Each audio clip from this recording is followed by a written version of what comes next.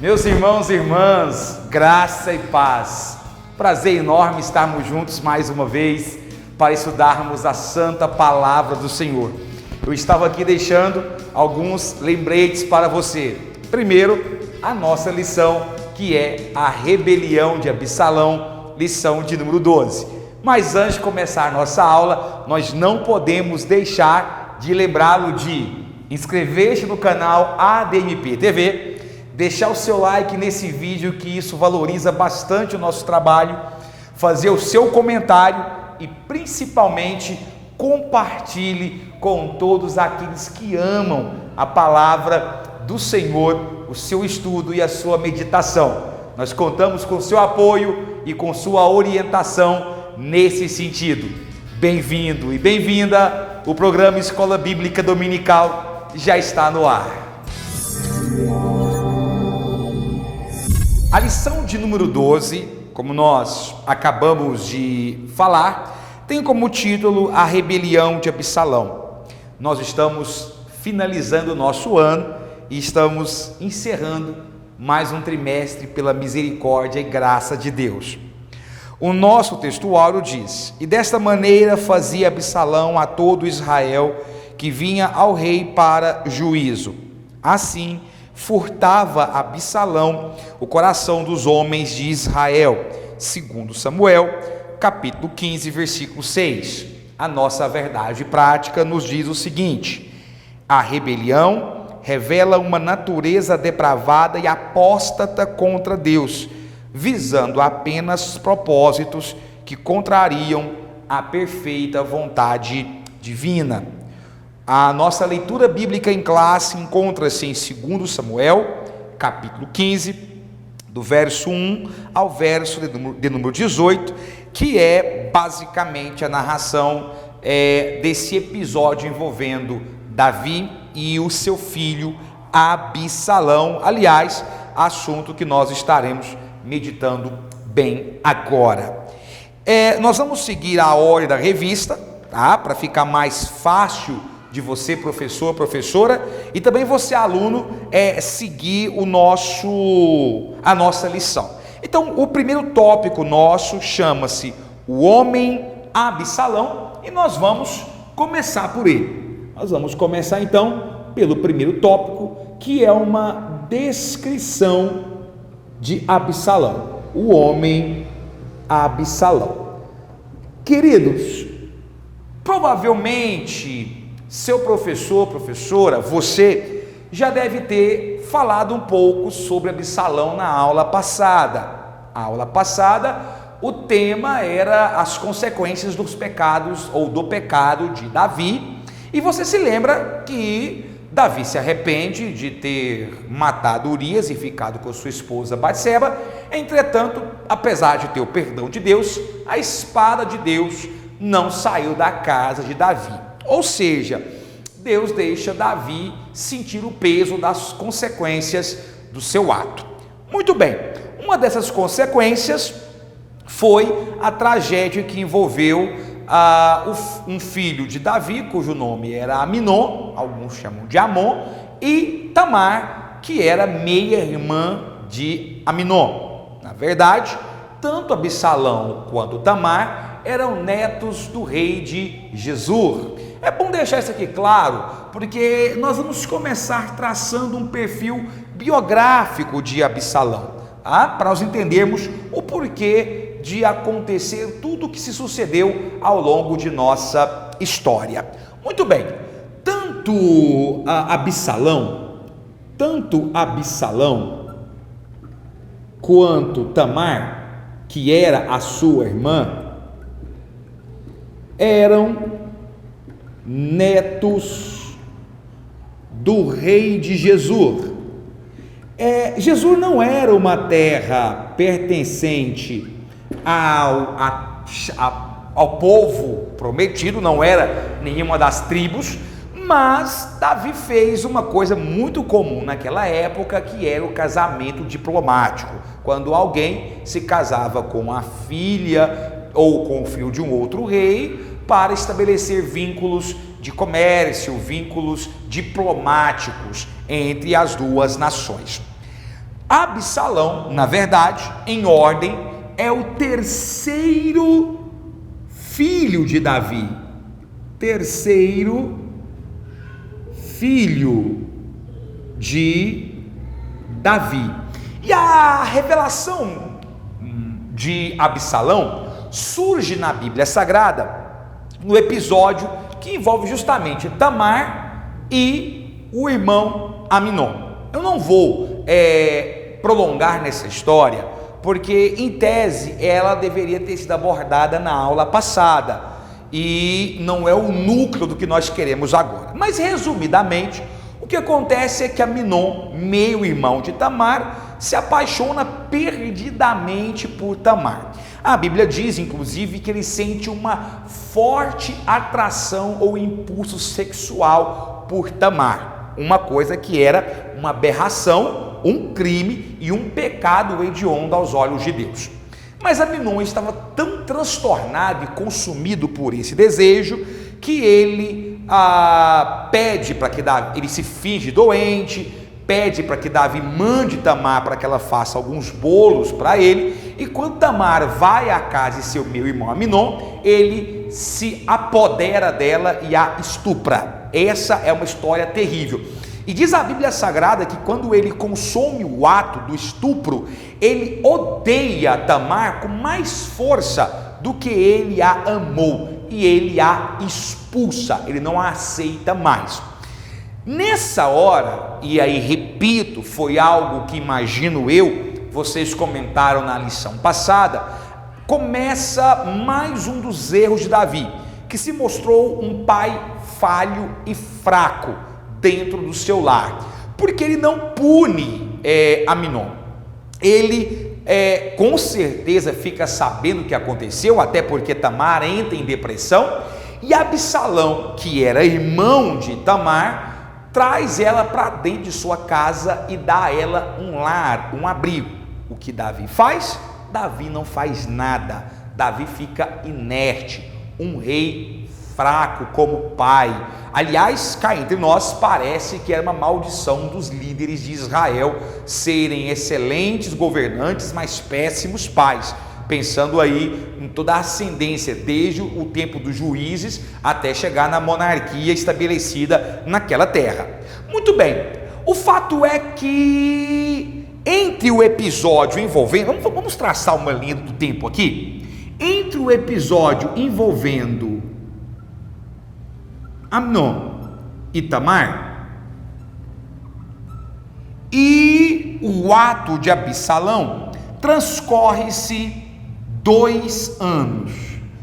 Passam-se 2 anos e finalmente Absalão aparece com mais força na narrativa bíblica. Como? Ele procura Davi, arma um cenário de festa. Segundo ele ia fazer uma festa em homenagem às lãs das ovelhas que ele havia tosquiado, em homenagem a uma festa de encerramento de um ciclo de tosquenejamento das ovelhas, e ele, na verdade, monta um cenário perfeito, embriaga Aminon, e 2 anos após esse episódio, Absalão mata Aminon. É curioso pensarmos nisso aqui, porque há um detalhe que me chama a atenção, que é o nome Absalão.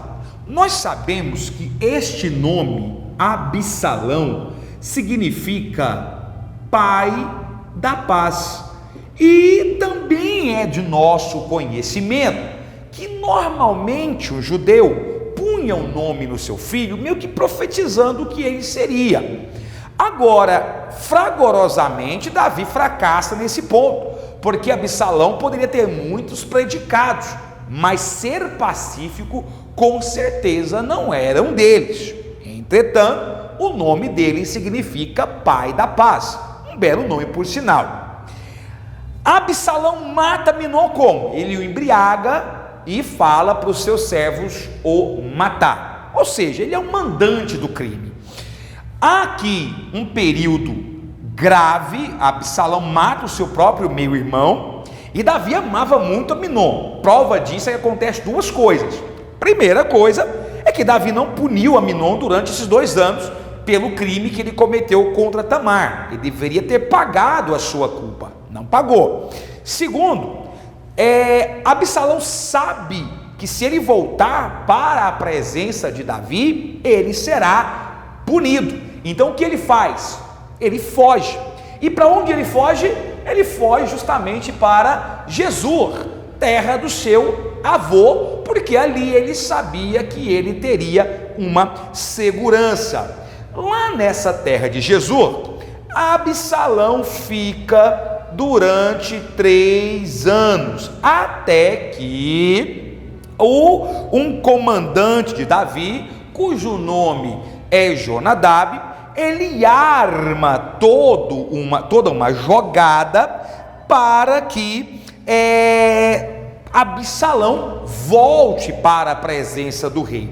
Então, depois desse período que nós estamos falando aqui, então Joabe arma uma estratégia muito bem montada, e depois de 3 anos, Absalão volta. Há aqui um episódio interessante, porque Joabe é um camarada esperto, ele monta um cenário aí para que Absalão volte. Uma mulher que vai lá, conta uma história para Davi desconfia do que ela está dizendo, e aí ela assume, ela fala: não, foi realmente Joabe que me mandou aqui, e ele quer que você traga o seu filho de volta. Não há uma razão clara para saber por que Joabe queria trazer de volta Absalão. Fato é que Davi diz assim a Joabe: olha, Joabe, você pode trazer Absalão, mas eu não quero vê-lo. Eu não quero vê-lo de forma alguma. Beleza? Beleza. Absalão volta depois de 3 anos. Absalão volta. E aqui é muito curioso, porque eu quero fazer algumas observações importantes para vocês. Quando Absalão volta, há uma descrição mais detalhada de quem é Absalão. Você pode ter algumas características, mas ao retornar para Jerusalém, ele não entra mais na presença do rei. Davi não podia vê-lo. Foi um acordo que fizeram: não quero mais que você esteja. E Absalão, ele fica no ostracismo, entre aspas, por mais 2 anos. Por mais 2 anos ele fica desse jeito, né? Morando em Jerusalém, mas sem ser visto pelo seu próprio pai, o rei Davi. Claro que todos sabiam que ele era rei. Então Absalão cansa daquilo, fica aproximadamente 2 anos sem poder ver a presença do pai, e juntamente, mais uma vez, ele recorre a Joabe. Joabe falou: olha, Absalão, não tem como marcar uma audiência entre você e seu pai, você sabe que seu pai não quer te ver. E na verdade Joabe nem queria ver Absalão. Para chamar a atenção de Joabe, a Bíblia diz que Absalão tinha um campo que era vizinho do campo de Joabe. O que Absalão faz? Vai lá e taca fogo no campo de cevada de Joabe, pega fogo. Aí não tem como, Joabe tem que ir lá ver o que está acontecendo. Eu acredito que a vontade de Joabe era dar umas boas bolachadas na cara de Absalão. Mas como é que você vai fazer isso como é que você vai fazer isso com o filho do rei? É complicado. Então, aproveitando que Joabe tinha chegado, ele insta Joabe a levá-lo até a presença do rei.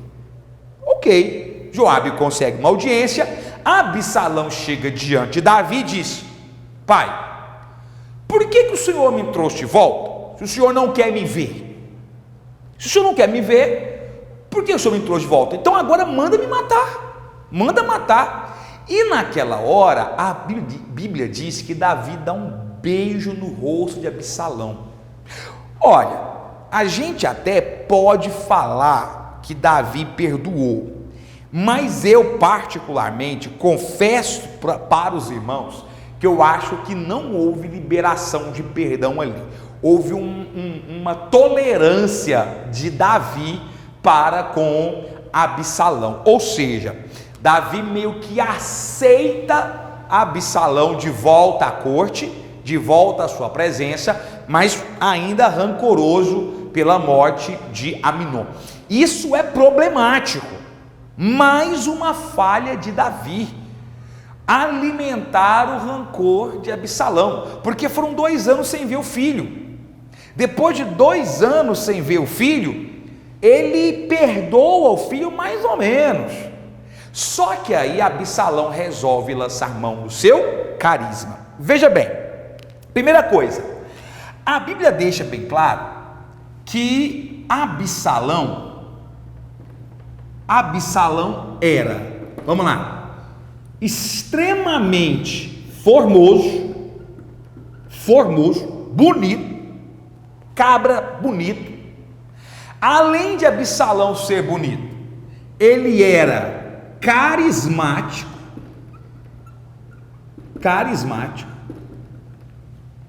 era estratégico e exibicionista. Como assim? Não entendi. Eu te explico, meu querido irmão e irmã, preste bem atenção. Quando nós falamos que ele era exibicionista, é porque ele fazia um espetáculo quando ele andava em Israel. Ele andava na sua carruagem e mandava 50 homens correndo à frente, 50 cavaleiros o acompanhavam. Era uma apoteose. Onde Absalão passava, as moças deliravam. Onde Absalão passava, todo mundo admirava. Ele agora estava de volta à corte do rei, gozava de todas as prerrogativas necessárias, e ele se impunha de forma exibicionista. Isso é interessante, porque isso marca um líder fake, usando a linguagem atual. Porque veja bem, a principal característica que um líder fraco tem é exibicionismo. Ele quer aparecer, ele quer se mostrar. Muitas vezes ele quer se mostrar para ostentar força. Eu me lembro aqui agora de algumas propagandas do Vladimir Putin na Rússia, né, que é o presidente russo, e ele gosta de posar caçando, puxando arco, sem camisa. O Putin, que é ex-agente da KGB, ele gosta de fazer pose com rifles, fazendo exercícios na academia. Isso é exibicionismo, isso é uma tentativa de mostrar força pessoal. Além disso, ele era carismático, as pessoas gostavam de estar perto dele, as pessoas gostavam de conversar com ele. Na realidade, ele era estratégico, porque dentro dele havia um rancor, e esse rancor com Davi, por culpa de quê? Por culpa de Davi ter semeado isso, segregando ele. Aliás, 2 coisas revoltaram Absalão, sejamos sinceros. A revista meio que aborda mal e uma, mas eu quero ser taxativo em 2 coisas. A primeira coisa que revoltou Absalão foi Davi não ter feito nada com Aminon. Isso é muito errado, irmãos, porque não fazer nada é ser conivente com o erro, é ser conivente com o pecado. Eu sempre falo nas escolas dominicais, nos sermões que eu ministro, Deus tem me dado essa graça de estar cumprindo algumas agendas, e eu sempre falo, existem pessoas que vão para o inferno por ação, existem pessoas que vão para o inferno por omissão, por não fazer o que é certo. Davi foi omisso, e ser omisso é tão pecado quanto você cometer o que é errado. Não fazer o que é certo e fazer o que é errado são sinônimos, são irmãos gêmeos, são filhos da mesma mãe. Portanto, Davi errou em não fazer nada contra Aminon. Isso já foi uma pílula de revolta em Absalão. E a segunda pílula de revolta foi Absalão ter ficado isolado todo esse tempo lá, e mesmo depois que Davi o trouxe, não vê-lo. Ou seja, na verdade, 3 anos de isolamento mais 2 anos de ostracismo foram 5 anos de gelo real, 5 anos sem Davi querer saber de Absalão. E aí entra o nosso tópico 2, que é justamente a revolta a revolta de Absalão. Depois daquele sentimento ferventou no coração de Absalão, ele coloca um projeto em andamento, um plano em andamento. Que plano é esse? Já se passaram aqui 5, 7 anos. Entre a volta de Absalão, ele fica, vou até repetir esse trecho aqui, ó. Absalão volta aqui, vou pôr assim, ó, Absalão volta, Absalão volta, e ele passa 4 anos, 4 anos planejando o que ele iria fazer. E aí esse cabra da peste resolve colocar em estratégia o seu carisma. O que Absalão faz? Ele faz o seguinte: olha, além de se exibir e mostrar força, ser carismático, ele resolve se apoderar daquilo que não era seu, do papel que não era seu. Como assim?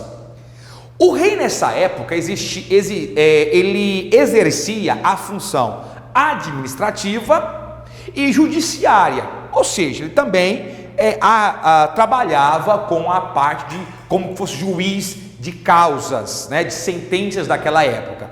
Os irmãos provavelmente vão se lembrar do episódio clássico em que nós temos Salomão julgando a causa de 2 mães, onde uma tinha perdido um filho e a outra estava com um filho vivo, e uma queria tomar o filho da outra, né? E Salomão ameaça cortar a criança ao meio e dar um pedaço para cada um. Isso era um exemplo de que o rei também era juiz. Então o que Absalão faz? Ele se planta na entrada do palácio, e as pessoas vinham de todas as regiões para procurar Davi, para que Davi julgasse sua causa. Então o que Absalão faz? A primeira coisa que ele faz é tomar posse, tomar o papel. Eu não vou nem usar a palavra tomar, eu vou pôr assim, ó, usurpar um papel, usurpar um papel que não era seu. Esse é o primeiro ato dele. Por quê? Porque ele se planta na entrada da porta, e as pessoas que iam entrar para falar com Davi era interceptado por Absalão. E ele falava assim: onde você está indo? Um exemplo: onde você está indo? Eu estou indo ali falar com o rei, eu preciso que ele me ajude em um problema que eu estou enfrentando. Aí Absalão dizia assim: não, pode contar para mim. Aí ele ia e desabafava com Absalão. O que Absalão fazia? Ele, agora, querendo agir como juiz, dizia assim: não, deixa comigo que eu vou te ajudar. E detalhe, eu vou até apagar aqui para liberar para nós esse espaço. O que ele fazia, irmãos, era uma coisa terrível. Ele bajulava. Essa palavra aqui, eu vou até destacar ela para vocês. Ele bajulava quem levava a causa, o portador da causa. Professor Jezrael, não entendi. Como assim ele bajulava o portador da causa? Eu vou te explicar melhor. Ele dizia assim: é muito justo o que você está falando. Às vezes a pessoa estava errada, mas ele queria ganhar a pessoa. Então ele bajulava, dizia: olha, você está corretíssimo, você está muito certo, você é a parte correta. Que absurdo, que coisa, a sua causa é muito justa. Aí, depois dele bajular, que era o seu terceiro ato, lembra? O primeiro ato era usurpar, o segundo ato era bajular. O que ele fazia no terceiro ato? Ele colocava Davi em xeque. certo? Ou seja, ele colocava em dúvida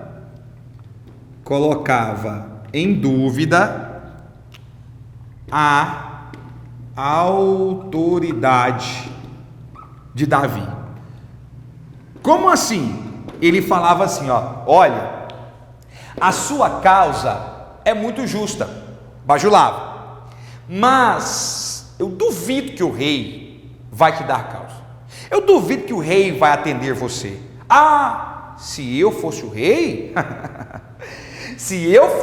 eu faria isso para você. Preste atenção aqui, isso acontece ou não acontece nos nossos dias?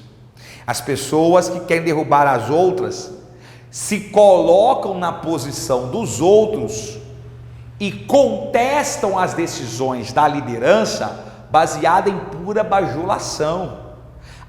Mas se eu fosse o líder dos jovens, mas se eu fosse o pastor da minha igreja, mas se eu fosse a regente do coral, mas se eu fosse da equipe de louvor, mas se eu fosse o chefe do departamento de música da igreja, você estaria em outra situação, eu que entenderia. Isso é bajular e tentar denegrir o trabalho do outro. Isso é estratégia de rebelde. Deus não se agrada disso. Fique cada um naquilo para que foi chamado. Deixa eu te falar uma coisa, eu sempre falo isso. Na igreja não existe necessidade de um pisar em cima do outro. Quem é o Senhor da igreja é Deus. Deus é o Senhor da obra e Ele faz o que lhe apraz. Não adianta, se eu não fui chamado para ser o líder, se eu não fui chamado para ser o pastor, se eu não fui chamado para ser o regente, eu estou teimando com o próprio Deus.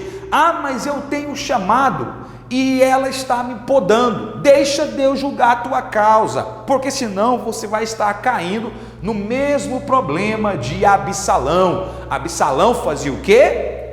Mas se eu fosse o rei, pronto. E a Bíblia usa uma expressão sensacional. A Bíblia diz que graças a essa atitude, olha só isso aqui, Absalão, preste atenção, furtava, roubava sem eles perceberem o coração do povo. Meu Deus do céu, Absalão não ganhou o coração do povo, ele não ganhou o coração daquela gente, ele roubou, dando a ideia para aquele povo que Davi era um verdadeiro déspota. Essa era a ideia de Absalão, colocar Davi como um tirano, como um péssimo governante, como um homem que não atendia o seu povo. Nessa parte é interessante que você vai ver que Davi compôs 2 salmos basicamente nessa parte. O primeiro deles, ainda no período embrionário da rebelião de Absalão, ele compõe o Salmo 62. Se você pegar a Bíblia Sagrada, você vai ver que lá no Salmo 62, exortação a que se confie somente em Deus. Davi não era cego, Davi sabia que Absalão estava engendrando alguma coisa, né? E ele começa a falar: a minha alma espera somente em Deus, dele vem a minha salvação, só ele é a minha rocha, a minha salvação e a minha defesa, não serei grandemente abalado. Aí ele fala: até quando maquinareis o mal contra o homem? Até quando sereis mortos todos vós? Serei como parede encurvada e uma sede pouco segura. Minha alma, espera somente em Deus, porque dele vem a minha esperança. O que você vê aqui? O que você vê aqui é um Davi que sabia que havia alguma coisa sendo maquinada contra ele e ele estava se preparando para aquilo. Bom, Absalão ganha o coração do povo. E aí que ele se levanta 4 anos depois, 9 anos, quase uma década após o acontecimento de Amnon e Tamar, quase uma década, ele se levanta e diz assim para Davi, ele vai na presença de Davi, com uma desculpinha esfarrapada, e fala assim: Davi, eu quero ir para Hebron. Pai, eu quero ir para Hebron. Fazer o que lá em Hebron? ô Absalão? Então, eu quero pagar um voto que eu fiz, eu quero ir para lá. E a Bíblia diz que as pessoas o acompanham, ele vai para Hebrom. E por que Hebrom? Por vários motivos. A revista diz, a nossa lição diz, que Absalão decide ir para Hebrom, porque era o lugar da unção dos reis. Eu não sei se os irmãos se lembram, mas quando nós começamos a estudar o reinado de Davi, os irmãos se lembram que eu comentei que Davi foi ungido rei em Hebrom, lá que ele assumiu. Na verdade ele foi ungido rei em Belém, mas ele foi reungido como rei e assumiu o reinado em Hebrom. E lá em Hebrom ele reinou por 7 anos e meio, antes de expandir o seu reinado sobre o restante da terra. Lembra disso? Então, a revista diz que foi por isso que Absalão foi. Eu ainda dou um outro destaque. Hebrom era o lugar de nascimento, sabe de quem? De Aminon. Aminon nasceu em Hebrom. Então ele estava agora dando um recado para Davi: eu estou indo atrás da minha vingança. Então, na verdade, ele vai para Hebrom, ele procura Hebrom por 2 motivos. O primeiro, que é o citado pela revista, local da unção de reis, local de unção real. E segundo, terra de Aminon, terra de Aminon. Ou seja, ele está deixando bem claro aqui o seu espírito de vingança, o seu espírito de vingança. E a Bíblia diz que acompanha ele cerca de 200 pessoas que não tinham noção do que Absalão ia fazer. Irmãos, esse é um problema do líder populista. Ah, meu Deus, eu vou entrar em política agora. Ah, Senhor, me dá graça. Preste atenção. O líder populista é aquele que ele enche a bola do povão. É bolsa para cá, é bolsa para lá. O líder populista, ele faz o discurso que o povo quer ouvir. Só que as atitudes do populismo, são atitudes de efeito imediato, efeito benéfico imediato e catastrófico a médio e longo prazo. Que o Brasil o diga. Portanto, aquele povo foi cativado pelas ações populistas de Absalão. Vamos escrever isso aqui? Absalão populista. Populista. Todo líder populista é perigoso. Todo é generalização burra, né? Mas a grande parte é perigosa. Por quê? Porque ganha o povo pela barriga. Isso é desde o tempo de Roma, pão e circo. Pão e circo.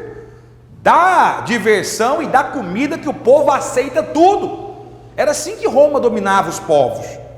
E assim foi toda a história. Enche a barriga do povo, faz um discurso bonito, que o povo vai te apoiar, Absalão. E aí, sabe o que a Bíblia diz? Que o povo seguiu Absalão sem ter noção do que ele fazia. Olha o perigo de um pastor populista. Olha o perigo de um líder que não tem conteúdo, só tem promessa, mas não tem mensagem que cobra. Percebeu? E aí é o seguinte: Absalão manda avisar Davi que ele estava tomando o reinado. E aí finalmente a gente chega na terceira e última parte da aula, a morte de Absalão. Meus irmãos, inicialmente Davi se recusa a lutar contra o seu filho, não quer lutar contra o seu filho. Lá em Hebrom, Absalão fala: agora o reino será meu, e monta-se uma verdadeira guerra civil. Quando ele fica sabendo disso, Davi sai da sua cidade, sai do seu palácio, deixa lá 10 mulheres para tomar conta do palácio. Absalão chega, Absalão tem relações com todas aquelas 10 mulheres na frente do povo para desonrar Davi, porque eram mulheres de Davi. Uma cena terrível de orgia e desobediência. Era uma coisa horrível. E aí, meus irmãos, ele levanta uma verdadeira guerra civil contra Davi. Davi inicialmente não queria. não queria lutar, mas aí não teve jeito. E Davi pega os seus exércitos e divide os exércitos de Davi em 3 grandes frentes. A principal frente era comandada pelo seu general Joabe. A segunda grande frente por Abissai. E a terceira grande frente por Atai. E é interessante, Itai. E é interessante que Itai não era israelita, ele era de Gate. E ele prestou fidelidade a Davi. Agora, observe uma coisa: existem pessoas na igreja que não são fiéis aos seus líderes. Aqui, um homem infiel provou que era mais fiel que o próprio filho de Davi. Olha que aplicação forte. As aplicações ficam para você. Amém?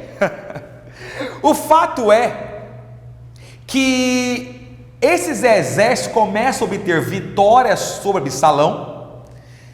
Eles usam uma estratégia de guerrilha, que é lutar na selva. E na selva eles conheciam muito bem o terreno pantanoso, conheciam os insetos, as árvores, aquela coisa toda. E diz a Bíblia que Absalão começa a perder numa batalha mais de 20 mil homens. E ele foge. Absalão foge montado em uma mula. Absalão foge. Na verdade, a Bíblia fala que é um mulo, né? Um mulo. E sabe o que acontece? Nessa fuga, a vaidade cobrou para esse Absalão. Como ele era muito cabeludo, como ele tinha muito cabelo, o seu cabelo se enrosca num galho da árvore. E eu confesso para os irmãos que eu fiquei tentando recriar essa cena na minha cabeça. Eu fiquei pensando, gente, imagina o cabelo, como é que ele deveria estar? Claro que era uma guerra, ele está tudo, né? E ele tinha os cabelos bem longos. Eu imaginei como é que um homem fica pendurado num galho, sabe, pelos cabelos. Eu faço umas perguntas, eu falo, gente, mas se eu fosse Absalão, porque nessas horas, irmão, a gente que é homem, a mente viaja, divaga. Eu fiquei pensando, eu se fosse Absalão, pegava uma, né, Abner? Não é? Aí eu tô aqui morrendo de rir aqui da cena, a gente não é de rir, mas a gente imagina, né? Falou, tinha uma liguinha, né? Prende com uma liguinha, não, Abner? Mas o fato é que ele pega eu fosse Abner, eu pegava uma espada e cortava aquele cabelo ali mesmo, ia couro, cabeludo e tudo. Não, o cara ficou pendurado. Irmãos, é tão estranho que um servo de Davi viu ele pendurado na árvore, balançando, pendurado ali, e não teve coragem de matá-lo, porque Davi disse, não mate Absalão. Poxa, Davi tinha medo de perder mais um filho. Ele já havia perdido Aminon, o primeiro filho dele com Batseba havia morrido. Não sei se o irmão se lembra desse episódio. Aliás, um episódio que deve ter sido tocado na lição passada, porque é uma lição maravilhosa para nós. Ele já tinha perdido, a Tamar já tinha perdido a sua honra, então ele perderia o terceiro filho. Era o terceiro filho que ele perderia, não queria perder. Então ele volta e Joabe encontra com esse servo, e esse servo conta para Joabe, olha, eu vi Salomão pendurado pelo cabelo ali numa árvore ali. E aí Joabe fala, por que você não matou ele, rapaz? Você está doido? O rei disse que não era para tocar nele. E Joabe, que está peia da vida com Absalão, pela morte, pela guerra civil que Absalão faz, chega ali, dá flechadas e mata Absalão com dardos. Absalão morre com dardos. Absalão morre com flechas, com flechadas. Queridos, uma morte trágica. Davi perde o seu terceiro filho. Não há final feliz para o rebelde, entenda isso. Para quem se levanta contra os servos de Deus, para aquele que faz a coisa pensando apenas no seu bem próprio, para aquele que é ganancioso de poder, não há final feliz. A justiça de Deus vai chegar. Há lições profundas na vida de Absalão que nos ensina. A vaidade não é o caminho. A vaidade não é a estratégia mais adequada. Segundo, atente-se para aquilo que é seu. Fique na dispensação do que Deus te deu, fique no óleo. Eu tinha um pastor que dizia assim: fique no óleo, porque no óleo não perde. Então, para que pressa? Não deseje o que é do, não se roa de inveja, não arquitete vingança. A justiça vem de Deus, e justiça não é vingança. A gente sabe que dentro de nós muitas vezes arde o desejo de fazer justiça com as próprias mãos, mas não faça isso. Deus é o soberano de tudo e de todos.